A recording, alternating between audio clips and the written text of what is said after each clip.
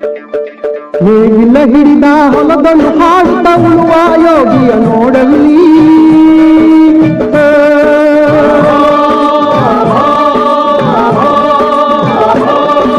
ನೇಗಿಲ ಹಿಡಿದ ಹೊಲದನ್ನು ಹಾಡುತ್ತ ಉಳುವ ಯೋಗಿಯ ನೋಡಲ್ಲಿ ಫಲವನ್ನು ಬಯಸದ ಸೇವೆಯ ಪೂಜೆಯು ಕರ್ಮವೇ ಪರ ಸಾಧನವೋ ಕಷ್ಟದೊಳನ್ನವ ದುಡಿವನು ತ್ಯಾಗಿ ಸೃಷ್ಟಿ ನಿಯಮದೊಳಗವನೇ ಹೋಗಿ ಉಳುವ ಯೋಗಿಯನು. ಆತ್ಮೀಯ ವಿದ್ಯಾರ್ಥಿಗಳಿಗೆ ಆನ್ಲೈನ್ ತರಗತಿಗೆ ಸ್ವಾಗತ. ನಾನು ಬಸವರಾಜ್ ಬಿ ಡಂಕನಕಲ್, ಕನ್ನಡ ಅಧ್ಯಾಪಕ, ಸಂಕಲ್ಪ ಪ್ರಥಮ ದರ್ಜೆ ಕಲಾ ಮತ್ತು ವಾಣಿಜ್ಯ ಮಹಿಳಾ ಮಹಾವಿದ್ಯಾಲಯ ಗಂಗಾವತಿ. ವಿದ್ಯಾರ್ಥಿಗಳೇ, ನಿಮ್ಮ ಪಠ್ಯಕ್ರಮಕ್ಕೆ ಅನುಗುಣವಾಗಿ ಕಳೆದ ಆನ್ಲೈನ್ ತರಗತಿಯಲ್ಲಿ ನಾವು ಘಟಕ 2ರ ಪಠ್ಯಗಳನ್ನು ಅಧ್ಯಯನ ಮಾಡ್ತಾ ಇದ್ದೀವಿ. ಘಟಕ 2ರ ಪಠ್ಯಗಳು ಘಟಕ 1ರ ಪಠ್ಯಗಳಿಗಿಂತ ತುಂಬ ಭಿನ್ನವಾದಂಥ ಆಶಯಗಳನ್ನು ಒಳಗೊಂಡಿರುವಂತು ಅನ್ನೋದನ್ನು ನಾನು ಈಗಾಗಲೇ ಕಳೆದ ತರಗತಿಯಲ್ಲಿ ಸ್ಪಷ್ಟಪಡಿಸಿದ್ದೀನಿ. ವರ್ತಮಾನ ಸಮಾಜದಲ್ಲಿ ತಾಂಡವ ಆಡ್ತಾ ಇರುವ ಬೇರೆ ಬೇರೆ ವಿಷಕಾರಿ ಮನಸ್ಸುಗಳ ಆಶಯ ಏನಿದೆ, ಅದರ ಮುಖೇನ ಸಮಾಜ ಯಾವ ಬಗೆಯಲ್ಲೆಲ್ಲ ಅವನತಿಯತ್ತ ಸಾಗ್ತಾ ಇದೆ ಅನ್ನೋದನ್ನು ಬಹಳ ಸ್ಪಷ್ಟವಾಗಿ ನಮ್ಮ ಕಣ್ಣು ಮುಂದೆ ತಂದಿರಿಸುವ ಪ್ರಯತ್ನವನ್ನು ಘಟಕ 2ರ ಪಠ್ಯಗಳು ಮಾಡ್ತಾ ಇವೆ. ವರ್ತಮಾನದಲ್ಲಿ ನಡೀತಕ್ಕಂಥ ಅನೇಕ ಅಹಿತಕರ ಘಟನೆಗಳಿಗೆ ಮನುಷ್ಯ ಎಷ್ಟೆಲ್ಲ ರೀತಿಯಲ್ಲಿ ಕಾರಣನಾಗ್ತಾನೆ, ಮನುಷ್ಯನ ಮನಸ್ಸು ಎಷ್ಟೆಲ್ಲ ವಿಷಕಾರಿಯಾಗಿದೆ ಅನ್ನೋದನ್ನು ಘಟಕ 2ರ ಪಠ್ಯಗಳು ನಮಗೆ ಪರಿಚಯ ಮಾಡಿಕೊಡ್ತೇವೆ. ಮತ್ತು ಅದರ ಮುಂದಿನ ಪರಿಣಾಮಗಳೇನು ಮತ್ತು ಪರಿಹಾರ ಉಪಾಯಗಳೇನು.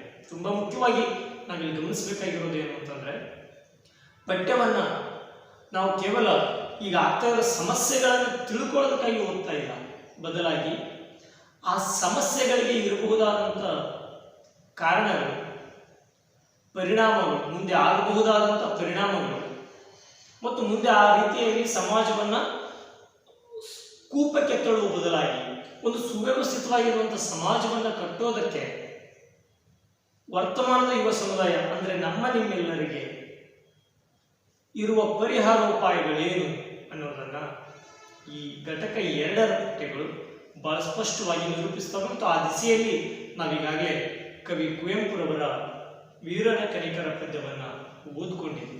ನೆಪೋಲಿಯನ್ ಬೋನಪಾರ್ಟೆಯಂತಹ ಒಬ್ಬ ಮಹಾನ್ ಸೈನಿಕ, ಅದೆಷ್ಟೋ ಯುದ್ಧಗಳನ್ನು ಕಂಡ ಸೈನಿಕನ ಮನಸ್ಸು ಪರಿವರ್ತನೆಯಾದ ಬಗೆ ಹೇಗೆ ಅನ್ನೋದನ್ನು ನಾವು ಕಳೆದ ಕವಿತೆಯ ಚರ್ಚೆಯಲ್ಲಿ ವಿವರಿಸುತ್ತಲೇ ನಮ್ಮ ಮುಂದೆ ಇರಬಹುದಾದಂತಹ ಒಂದು ದೊಡ್ಡ ಸವಾಲು ಯಾವುದು ಮತ್ತು ಅದನ್ನು ಸ್ವೀಕರಿಸಬೇಕಾದ ಬಗೆ ಯಾವುದು ಅನ್ನೋದನ್ನು ನಾವು ಈಗಾಗಲೇ ಕಳೆದ ತರಗತಿಯಲ್ಲಿ ಚರ್ಚೆ ಮಾಡಿದ್ವಿ. ಮತ್ತು ಅದರ ಮುಂದುವರೆದ ಭಾಗವಾಗಿಯೇ ನಮಗೆ ಯುದ್ಧದ ಬೀಜಗಳು ಅನ್ನೋ ಸುಕನ್ಯಾ ಮಾರುತಿಯವರ ಕವಿತೆ ನಮ್ಮ ಕಣ್ಣೆದುರುಗಡೆ. ಯುದ್ಧದ ಬೀಜಗಳು ಅನ್ನೋ ಕವಿತೆಯು ಕೂಡ ಅಂಥದ್ದೇ ಒಂದು ಆಶಯವನ್ನು ಇಟ್ಕೊಂಡಿರುವಂತಹ ಒಂದು ಕವಿತೆ. ವಿದ್ಯಾರ್ಥಿಗಳೇ, ನೀವೆಲ್ಲ ಗಮನಿಸಿ, ಒಂದು ಪಠ್ಯ, ನಾನು ಮತ್ತೆ ಮತ್ತೆ ಈ ಮಾತನ್ನು ವಿದ್ಯಾರ್ಥಿಗಳಿಗೆ ಹೇಳ್ತಾ ಇರ್ತೀನಿ, ಒಂದು ಪಠ್ಯ ಒಂದು ಅಂಕಪಟ್ಟಿಗೆ ಮಾತ್ರ ಸೀಮಿತವಾಗಿದೆ. ವಿಶೇಷವಾಗಿ ಡಿಗ್ರಿ ಓದ್ತಾ ಇರುವ ನಿಮಗೆ ಅಂಕಪಟ್ಟಿಗಾಗಿ ಮಾತ್ರ ಸೀಮಿತವಾಗಿದೆ. ಒಂದು ಸುಂದರವಾದ ಬದುಕನ್ನು ಕಟ್ಟಿಕೊಳ್ಳುವುದಕ್ಕೆ ಬೇಕಾಗಿರ್ತಕ್ಕಂಥ ಮನೋ ಅಭಿಲಾಷೆಗಳು ಏನೆಲ್ಲ ಇರಬೇಕು. ಒಬ್ಬ ವ್ಯಕ್ತಿ, ಅದು ನಾನಾಗಿರಲಿ ಮತ್ತು ನೀವಾಗಿರಲಿ, ಒಂದು ಸುಂದರವಾದ ಬದುಕನ್ನು ಕಟ್ಟಿಕೊಂಡು ಈ ಬದುಕಿನ ಅಸ್ತಿತ್ವವನ್ನು ಈ ನೆಲದಲ್ಲಿ ಗಟ್ಟಿಯಾಗಿ ಬೇರೂರಿಸೋದಕ್ಕೆ, ಒಂದು ನೆಮ್ಮದಿಯ ಬದುಕನ್ನು ನಡೆಸೋದಕ್ಕೆ ಮನುಷ್ಯನ ಸ್ವಭಾವಗಳು ಏನಿರಬೇಕು ಅನ್ನೋದನ್ನು ಈ ಕವಿತೆ ಬಹಳ ಸ್ಪಷ್ಟವಾಗಿ ನಮ್ಮ ಕಣ್ಣೆದುರುಗಡೆ ತಂದುಕೊಡುತ್ತೆ. ಮತ್ತು ಈ ರೀತಿಯಾಗಿ ಒಬ್ಬೊಬ್ಬ ವ್ಯಕ್ತಿಯು ತನಗೆ ತಾನು ಅನುಸರಿಸ್ಕೊಂಡು ಬದುಕ್ಬಿಟ್ರೆ ಸಹಜವಾಗಿ ಸಮಾಜ ಒಂದು ಹಿತಕರವಾದಂತಹ ಒಂದು ದಿನಗಳನ್ನು ನೋಡುತ್ತೆ. ಆ ದಿಸೆಯಲ್ಲಿಯೇ ಯುದ್ಧದ ಬೀಜಗಳು ಅನ್ನೋ ಕವಿತೆಯನ್ನು ನಾವೆಲ್ಲ ಚರ್ಚೆ ಮಾಡಬೇಕಾದ ಸಂದರ್ಭವಿದೆ. ವಿದ್ಯಾರ್ಥಿಗಳೇ, ನಿಮ್ಮೆದುರುಗಡೆ ಅರಿವು ಒಂದು ಪಠ್ಯ ಇದೆ ಅಂತ ಭಾವಿಸ್ತೀನಿ. ಅರಿವು ಒಂದು ಪಠ್ಯ ನಿಮ್ಮ ಕಣ್ಣೆದುರುಗಡೆ ಇದ್ದರೆ ಪುಟ ಸಂಖ್ಯೆ 128ರಲ್ಲಿರುವ ಯುದ್ಧದ ಬೀಜಗಳು ಎನ್ನುವ ಸುಕನ್ಯಾ ಮಾರುತಿಯವರ ಕವಿತೆ ನಿಮ್ಮ ಎದುರುಗಡೆ ಇದೆ ಅಂತ ಭಾವಿಸ್ತೀನಿ. 128ರಲ್ಲಿರುವ ಯುದ್ಧದ ಬೀಜಗಳು ಅನ್ನೋ ಕವಿತೆ ನಿಮ್ಮ ಎದುರುಗಡೆ ಇದೆ ಅಂತ ಭಾವಿಸಿ ನಾನು ಈ ಕವಿತೆಯ ವಿಶ್ಲೇಷಣೆಯಲ್ಲಿ ತೊಡಗುತ್ತೇನೆ. ಗಮನಿಸಿ. ಕವಿತೆ ಯುದ್ಧದ ಬೀಜಗಳು. ಕವಿ ಸುಕನ್ಯಾ ಮಾರುತಿ. ಯುದ್ಧ ನಡೆಯುತ್ತಿದೆ, ಗಡಿಯಲ್ಲಿ ಯುದ್ಧ ನಡೆಯುತ್ತಿದೆ. ಭಾಷಾ ಗಡಿ, ದ್ವೇಷದ ಗಡಿ, ಮನಗಳ ಗಡಿಗಳಲ್ಲಿ ಯುದ್ಧ ನಡೆಯುತ್ತಲೇ ಇದೆ. ಹಸಿವಿಗಾಗಿ ಹೋರಾಟ, ಹೊಟ್ಟೆ ತುಂಬಿದ್ದಕ್ಕೆ ಹೋರಾಟ. ಯಾರೋ ಚಂದ ಕಂಡರೆ ಯಾರಿಗೋ ಹೊಟ್ಟೆ ಇಳಿತ, ಯಾರೋ ಪ್ರೀತಿಸಿದರೆ ಯಾರಿಗೋ ಹೊಟ್ಟೆ ನುಲಿತ. ಒಂದೇ ಎರಡೇ ಯುದ್ಧ ಬೀಜಗಳು ಮಾನವನೊಂದಿಗೆ ಉದಿಸಿದ ದ್ವೇಷ ಅಸೂಯೆಗಳ ಅಗ್ನಿಪರ್ವತ. ಅಗ್ನಿಪರ್ವತ ಬೆಳೆದಂತೆಲ್ಲ ವಿಶ್ವವನ್ನೇ ಅಪೋಷಣ ಮಾಡುವ ತವಕ. ಅಲ್ಲಿ ನಡೆವ ಯುದ್ಧದಲ್ಲಿ ನಮ್ಮದೂ ಪಾಲಿದೆ. ಒಳಗಿಂದ ಕೆದಕಿ ಕಾಡುವುದು ನಮ್ಮ ಎದೆಯೆಂದು ರಣರಂಗ. ಇದರಿಂದ ಯಾರಿಗೋ ಮುಖಭಂಗ, ಇದರಿಂದ ಯಾರಿಗೋ ಊರು ಭಂಗ, ಇದರಿಂದ ಯಾರಿಗೋ ಅಭಿಮಾನ ಭಂಗ. ಒಂದೇ ಎರಡೇ ಯುದ್ಧ ಬೀಜಗಳು ಒಮ್ಮೊಮ್ಮೆ ನಾವೇ ಇಡಿಯಾಗಿ ಬೀಜವಾಗಿರುತ್ತೇವೆ. ಕೆಲವೊಮ್ಮೆ ಬೀಜ ಬಿತ್ತುವ ಒಕ್ಕಲಿಗರಾಗುತ್ತೇವೆ. ವಿಚಾರಿಸಿ ನೋಡಿದರೆ ನಿಜವಾಗಿಯೂ ಬೇಕೇ ಯುದ್ಧಗಳು? ಸಾಧ್ಯವೇ ಇಲ್ಲವೇ ನಮ್ಮ ಮನಗಳಲ್ಲಿ ಸಹನೆ ಬಿತ್ತುಕೊಳ್ಳುವುದು? ಪರರ ಕೇಡಿಗೆ ಆನಂದಿಸುವ ನೀಚತನದ ಅಗತ್ಯ ಇದೆಯೋ ನಮಗೆ? ಬದುಕಿಗೆ ಬೇಕಿಲ್ಲದ ಈ ವಸ್ತುವಿನ ಅನಗತ್ಯತೆಯೇ ಸಿದ್ಧಾರ್ಥನನ್ನು ಬುದ್ಧನನ್ನಾಗಿಸಿತು. ಬದುಕಿಗೆ ಬೇಕಿಲ್ಲದ ಈ ವಸ್ತುವಿನ ಅನಗತ್ಯತೆಯೇ ಸಿದ್ಧಾರ್ಥನನ್ನು ಬುದ್ಧನನ್ನಾಗಿಸಿತು. ನಾವು ಅವನಾಗುವುದು ಸಾಧ್ಯವಿಲ್ಲವಾದರೂ ಅವ ಕಂಡ ಸತ್ಯದ ಹಾದಿ ತೆರೆದೇ ಇದೆ. ಅಲ್ಲಿ ನಡೆದರೆ ಏನು ಕೇಳಿದೆ? ಯುದ್ಧದ ಬೀಜಗಳು ಮೊಳೆಯುವುದಿಲ್ಲ ಅಲ್ಲಿ.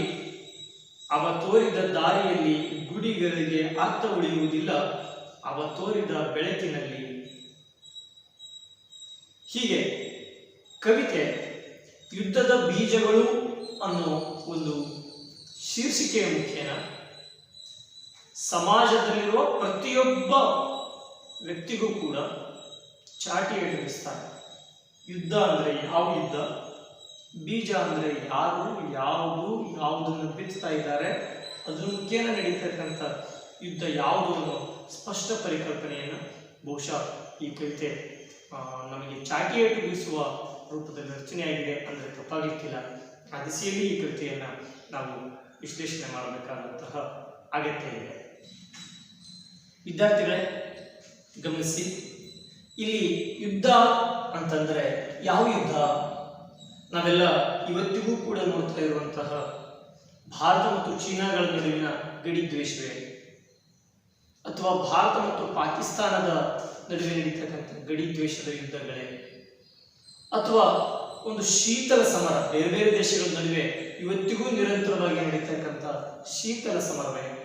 ಶೀತಲ ಸಮರ ಅಂದರೆ ಅಲ್ಲಿ ಗುಂಡು ಬಾಂಬುಗಳ ಸದ್ದು ಇರೋದಿಲ್ಲ, ಬದಲಾಗಿ ಗೊತ್ತಿಲ್ಲದಂತೆ ಒಂದು ಹುನ್ನಾರ ನಡೀತಾ ಇರುತ್ತೆ. ಆ ಬಗೆಯ ಶೀತಲ ಸಮರವೇ. ಯಾವುದು ಯುದ್ಧ ಅಂತಂದರೆ ಇಲ್ಲಿ ನಾವು ಪರಿಭಾವಿಸಿಕೊಳ್ಬೇಕಾಗಿರೋದೇನು ಅಂತಂದರೆ, ಈ ದೇಶದ ಒಬ್ಬ ಭಾರತೀಯ ಪ್ರಜ್ಞಾವಂತ ನಾಗರಿಕ ಪ್ರಜೆಯಾಗಿ ನಾವು ಇಲ್ಲಿ ಯುದ್ಧವನ್ನು ಪರಿಭಾವಿಸ್ತಕ್ಕಂಥ ರೀತಿ, ಒಂದು ಕಡೆ ದೇಶಗಳ ನಡುವೆ ನಡೀತಕ್ಕಂಥ ಯುದ್ಧ ಬೇರೆ, ಆದರೆ ಇಲ್ಲಿ ಲೇಖಕಿ ಬಳಸಿರ್ತಕ್ಕಂಥ ಯುದ್ಧದ ಸ್ವರೂಪ ಯಾವುದು ಅಂತಂದರೆ ಭಾಷಾ ಸಂಘರ್ಷ,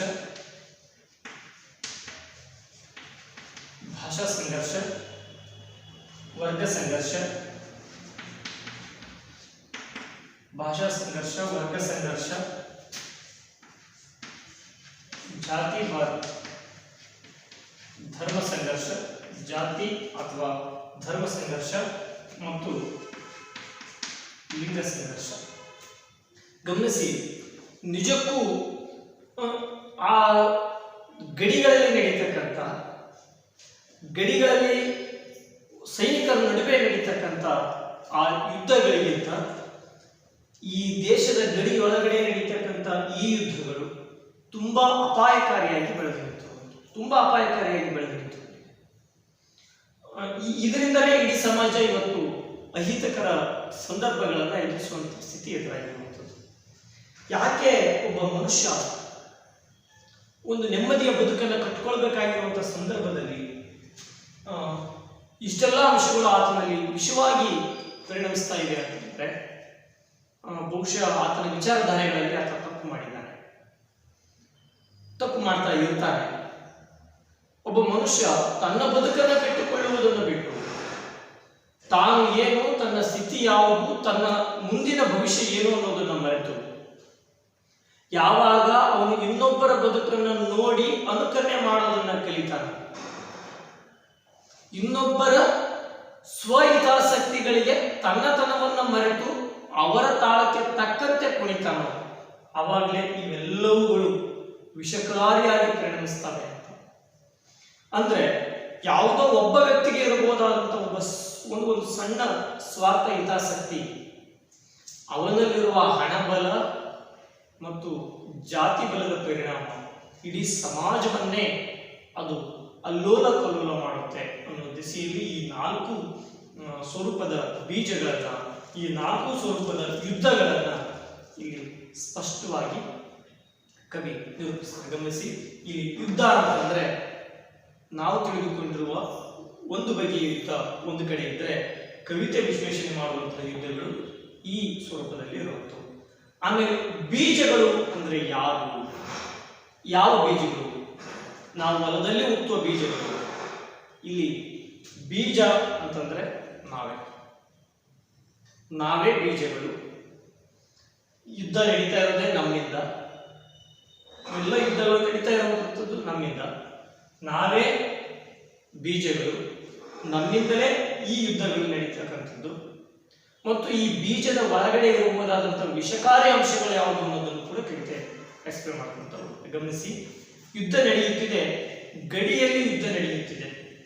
ಭಾಷಾ ಗಡಿ, ದ್ವೇಷದ ಗಡಿ, ಮನಗಳ ಗಡಿಗಳಲ್ಲಿ ಯುದ್ಧ ನಡೆಯುತ್ತಲೇ ಇದೆ. ಗಮನಿಸಿ, ಯುದ್ಧ ನಡೆಯುತ್ತದೆ. ಎಲ್ಲಿ ನಡೀತಾ ಇದೆ ಯುದ್ಧ ಅಂತಂದ್ರೆ ಗಡಿಯಲ್ಲಿ. ಗಡಿ ಅಂತಂದ್ರೆ ಒಂದು ಬಾರ್ಡರ್.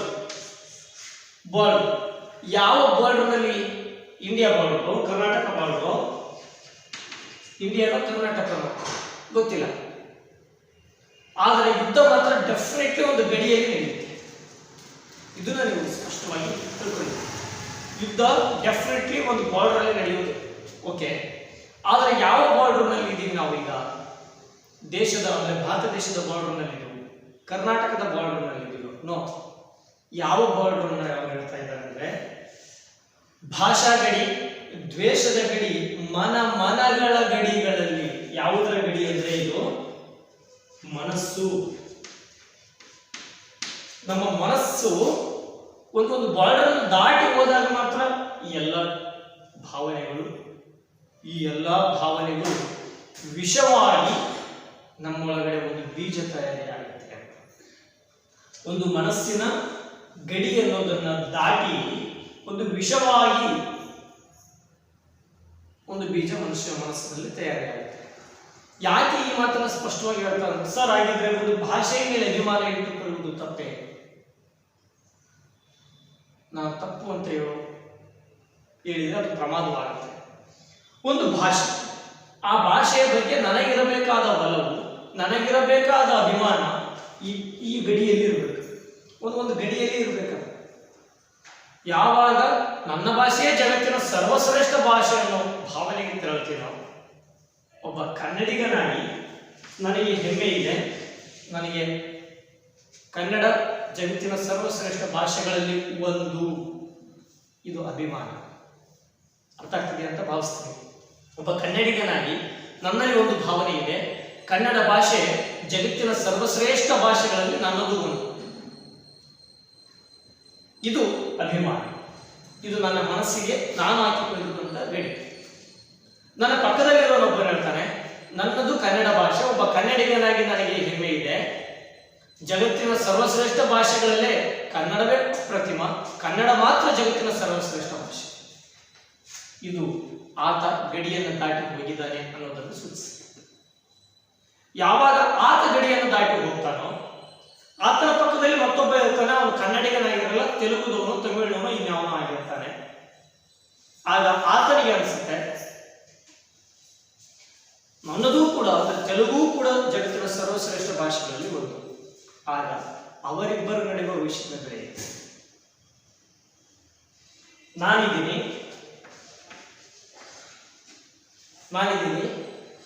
ನಾನು ಹೇಳ್ತೀನಿ, ನನಗೆ ಕನ್ನಡಿಗನಾಗಿ ಹೆಮ್ಮೆ ಇದೆ. ಕನ್ನಡ ಭಾಷೆ ಜಗತ್ತಿನ ಸರ್ವಶ್ರೇಷ್ಠ ಭಾಷೆಗಳಲ್ಲಿ ಒಂದು. ನನಗೆ ಅದಕ್ಕಾಗಿ ಹೆಮ್ಮೆ ಇದೆ. ಇದು ನನ್ನ ಮಾತು. ನನ್ನ ಪಕ್ಕದಲ್ಲಿ ಒಬ್ಬ ಸ್ನೇಹಿತನಿದ್ದಾನೆ. ಆತ ಹೇಳ್ತಾನೆ, ನನಗೆ ಕನ್ನಡಿಗನಾಗಿ ಹೆಮ್ಮೆ ಇದೆ. ಯಾಕೆಂದ್ರೆ ಜಗತ್ತಿನ ಸರ್ವಶ್ರೇಷ್ಠ ಭಾಷೆಗಳಲ್ಲಿ ಏಕೈಕ ಭಾಷೆ ಅದು ಕನ್ನಡ ಭಾಷೆ. ಇವನು ಕನ್ನಡಿಗ, ನಾನು ಕನ್ನಡಿಗ. ಪಕ್ಕದಲ್ಲಿ ತೆಲುಗುದವನು ಹೇಳ್ತಾನೆ, ನನಗೆ ತೆಲುಗುದವನಾಗಿ ಹೆಮ್ಮೆ ಇದೆ. ಜಗತ್ತಿನ ಸರ್ವಶ್ರೇಷ್ಠ ಭಾಷೆಗಳಲ್ಲಿ ತೆಲುಗು ಒಂದು. ಅವನ ಪಕ್ಕದಲ್ಲಿ ಇನ್ನೊಬ್ಬ ತೆಲುಗುದವನಿದ್ದಾನೆ. ಇವನು ತೆಲುಗುದವನು. ಇವನು ಹೇಳ್ತಾನೆ, ನನಗೆ ತೆಲುಗುದವನಾಗಿ ಹೆಮ್ಮೆ ಇದೆ. ಜಗತ್ತಿನ ಏಕೈಕ ಸರ್ವಶ್ರೇಷ್ಠ ಭಾಷೆ ಅದು ತೆಲುಗು ಭಾಷೆ. ಇವರಿಬ್ಬರಿಗೆ ಜಗಳ ಆಗುತ್ತೆ, ಇವರಿಬ್ಬರಿಗೆ ಪ್ರೀತಿ ಹುಟ್ಟುತ್ತೆ, ಅವರಿಬ್ಬರು ಸಮಾನ ಮನಸ್ಕರಾಗ್ತಾರೆ, ಇವರಿಬ್ಬರು ವಿರುದ್ಧ ಮನಸ್ಕರಾಗ್ತಾರೆ. ಆಗ ಇವರಿಬ್ಬರ ನಡುವೆ ಒಂದು ಯುದ್ಧ ನಡೆಯುತ್ತೆ, ವೈಷಮ್ಯ ನಡೆಯುತ್ತೆ, ಅವರಿಬ್ಬರ ನಡುವೆ ವೈರತ್ವ ಬೆಳೆಯುತ್ತೆ. ಅದೇ ಯುದ್ಧದ ಬೀಜ, ಅದೇ ಭಾಷಾ ಗಡಿಯ ಸಂಘರ್ಷ. ವರ್ಗ ಸಂಘರ್ಷವೂ ಹೊರತಾಗಿಲ್ಲ. ನಾನೊಬ್ಬ ಶ್ರೀಮಂತ. ಒಂದ್ಸರಿ ಈ ವರ್ಗ ಸಂಘರ್ಷದ ಮಾತು ಬಂದಾಗ ನನಗೆ ಗವಿಶ್ರೀಗಳ ಒಂದು ಮಾತು ನೆನಪಿಗೆ ಬರುತ್ತೆ. ನಾನು ಶ್ರೀಮಂತನನ್ನು ನೋಡಿ ಅವನಂತೆ ನಾನು ಆಗ್ಬೇಕು ಅಂದಾಗ ಮಾತ್ರ ನನ್ನಲ್ಲಿ ಒಂದು ವಿಷಯ ಬೀಜ ಸೃಷ್ಟಿ ಆಗುತ್ತೆ. ಅರ್ಥ ಆಗ್ತಾ ಇದೆ ಅಂತ ಭಾವಿಸ್ತೀನಿ. ಈ ವರ್ಗ ಸಂಘರ್ಷ ಅನ್ನುವಂಥದ್ದು, ನಾನೊಬ್ಬ ಶ್ರೀಮಂತ, ಆ ಶ್ರೀಮಂತನನ್ನು ನೋಡಿ ಒಬ್ಬ ಬಡವನಾಗಿ ನಾನು ಅವನಂತೆ ಬದುಕಬೇಕು ಅನ್ನೋ ಆಸೆ ನನ್ನಲ್ಲಿ ಹುಟ್ಟಿದಾಗ ಮಾತ್ರ ಒಂದು ವಿಷ ಬೀಜ ನನ್ನಲ್ಲಿ ಬರುತ್ತೆ. ಆಗ ನಾನು ಶ್ರೀಮಂತನಾಗಬೇಕು ಅನ್ನೋ ಹಂಬಲ ನನ್ನಲ್ಲಿ ಬಂದಾಗ, ದುಡಿದುಕೊಂಡು ತಿಂದ್ರೆ ನಾನು ಬಹಳ ಬೇಗ ಅವನ ಸ್ಥಿತಿಯನ್ನು ಮುಟ್ಟೋದಕ್ಕಾಗಲ್ಲ, ನಾನು ಅನ್ಯ ಮಾರ್ಗವನ್ನು ತುಳಿಬೇಕು. ಅದಕ್ಕೆ ಗವಿಶ್ರೀಗಳ ಒಂದು ಮಾತು ನನಗೆ ಮತ್ತೆ ಮತ್ತೆ ನೆನಪಿಗೆ ಬರುತ್ತೆ. ಕಾರ್ ಇದ್ದವನು ಬೈಕ್ ಇದ್ದವನನ್ನು ನೋಡಿ ಸಮಾಧಾನ ಪಡಬೇಕು, ಬೈಕ್ ಇದ್ದವನು ಸೈಕಲ್ ಇದ್ದವನನ್ನು ನೋಡಿ ಸಮಾಧಾನ ಪಡಬೇಕು, ಸೈಕಲ್ ಇದ್ದವನು ಚಪ್ಪಲಿ ಹಾಕೊಂಡು ತಿರುಗಾಡುವಂಥವನನ್ನು ನೋಡಿ ಸಮಾಧಾನ ಪಡಬೇಕು, ಚಪ್ಪಲಿ ಹಾಕೊಂಡವನು ಬರಿಗಾಲಲ್ಲಿ ಅಡ್ಡಾಡುವಂಥವನಿಗೆ ಸಮಾಧಾನ ಪಡಬೇಕು, ಬರಿಗಾಲಲ್ಲಿ ಅಡ್ಡಾಡುವಂಥವನು ಒಂದು ಕಾಲು ಇದ್ದವನನ್ನು ನೋಡಿ ಸಮಾಧಾನ ಪಡಬೇಕು, ಒಂದು ಕಾಲು ಇದ್ದವನು ಎರಡು ಕಾಲು ಇದ್ದವನನ್ನು ನೋಡಿ ಸಮಾಧಾನ ಪಡಬೇಕು.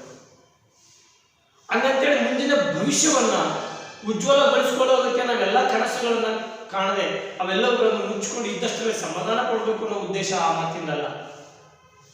ನಾನು ಒಂದು ಬೈಕನ್ನು ಇಟ್ಕೊಂಡಿರೋ ವ್ಯಕ್ತಿ, ನಾನು ಕಾರ್ ತೆಗೆದುಕೊಳ್ಳೋದಕ್ಕೆ ನನಗೆ ನನ್ನದೇ ಆದಂಥ ಯೋಗ್ಯತೆಯನ್ನು ಸಂಪಾದಿಸಿಕೊಳ್ಳಬೇಕು, ಅದು ನ್ಯಾಯ ಮಾರ್ಗದಲ್ಲಿರಬೇಕು. ಅದು ಬೀಜ ಆಗೋದಿಲ್ಲ, ವಿಷ ಬೀಜ ಆಗೋದಿಲ್ಲ. ಆದರೆ ಒಬ್ಬ ಶ್ರೀಮಂತನನ್ನು ನೋಡಿ ಅವನಂತೆಯೇ ನಾನು ಆಗಬೇಕು, ಇನ್ನೊಂದು ತಿಂಗಳಲ್ಲಿ ಒಂದು ವಾರದಲ್ಲಿ ನಾನು ಅವನಂತ ಒಂದು ದೊಡ್ಡ ಕಾರ್ ತಗೋಬೇಕಂದಾಗ ಅವಾಗ ಯುದ್ಧದ ಬೀಜ ಸಹಜವಾಗಿಯೇ ನಡೆಯುತ್ತೆ. ಒಂದು ವಿಷಕಾರಿ ಬೀಜ ಅವನ ಮನಸ್ಸಲ್ಲಿ ಸಹಜವಾಗಿ ಹೋಗುತ್ತೆ. ಜಾತಿ ಮತ್ತು ಧರ್ಮದ ಸಂಘರ್ಷಗಳು ಎಷ್ಟು ವಿಷ ಬೀಜವನ್ನು ಬಿತ್ತಿದ್ವು ಈ ನೆಲದಲ್ಲಿ. ನಮ್ಮ ಪರಂಪರೆ, ಒಂದು ಸಾಂಸ್ಕೃತಿಕ ಇತಿಹಾಸವನ್ನು, ಒಂದು ಸಾಮಾಜಿಕ ಇತಿಹಾಸವನ್ನು ನಾವು ಓದ್ಕೊಂಡು ಬಂದಾಗ ಜಾತಿ ಮತ್ತು ಧರ್ಮದ ಈ ಸಂಘರ್ಷ ವಚನಕಾರರ ಕಾಲದಿಂದಲೂ ಕೂಡ ಒಂದು ದೊಡ್ಡ ಬಿಡಿಸಲಾಗದ ಗಂಟಾಗಿ ಇವತ್ತಿಗೂ ಕೂಡ ಸಹಜ ಜನರನ್ನ, ಸಾಮಾನ್ಯ ಜನರನ್ನ ತನಗೆ ತಾನು ಬಲಿ ತೆಗೆದುಕೊಳ್ಳುವ ಸ್ಥಿತಿಯಲ್ಲಿ ಧರ್ಮ ಸಂಘರ್ಷ ಹೋಗ್ತದೆ. ಹಾಗೆ ಲಿಂಗ ಸಂಘರ್ಷವು ಕೂಡ ಇವತ್ತಿಗೂ ಸ್ತ್ರೀವಾದಿಗಳು ಕೂಡ ಅನೇಕ ಸಮಾಜದ ನಿರ್ಮಾಣಕ್ಕಾಗಿ ತಮ್ಮ ಆಶಯದ ಬರಹಗಳನ್ನು ಬರೆದು ಸಮಾಜವನ್ನು ಎಚ್ಚರಿಸುತ್ತಲೇ ಇದ್ದಾರೆ. ಹೀಗೆ ಒಂದು ಮನುಷ್ಯನ ಮನಸ್ಸಿನಲ್ಲಿ ಇಷ್ಟೆಲ್ಲ ಯುದ್ಧದ ಬೀಜಗಳು ವಿಷಕಾರಿಯಾಗಿ ಬಿತ್ಕೊಂಡಿದ್ದಾವೆ. ಆದರೆ ಅದರ ಮುಂದಿನ ಪರಿಣಾಮಗಳೇನು, ಇಡೀ ಕವಿತೆ ಯಾವ ಒಂದು ಆಶಯವನ್ನು ಇಟ್ಕೊಂಡಿದೆ ಅನ್ನೋದನ್ನ ನಾವು ನಂತರದ ಸಂದರ್ಭದಲ್ಲಿ ಚರ್ಚೆ ಮಾಡ್ಕೊಂಡು ಹೋಗೋಣ. ವಿದ್ಯಾರ್ಥಿಗಳೇ, ನೀವೆಲ್ಲ ನನ್ನಲ್ಲಿ ಇಟ್ಟುಕೊಂಡ ಅಧ್ಯಯನಶೀಲ ರಾಗರಿ ಅನ್ನೋ ಮಾತನ್ನು ಹೇಳ್ತಾ ಇವತ್ತಿನ ಆನ್ಲೈನ್ ತರಗತಿಗೆ ಪೂರ್ಣ ವಿರಾಮವನ್ನು ಸಲ್ಲಿಸೋಣ. ನಮಸ್ಕಾರ.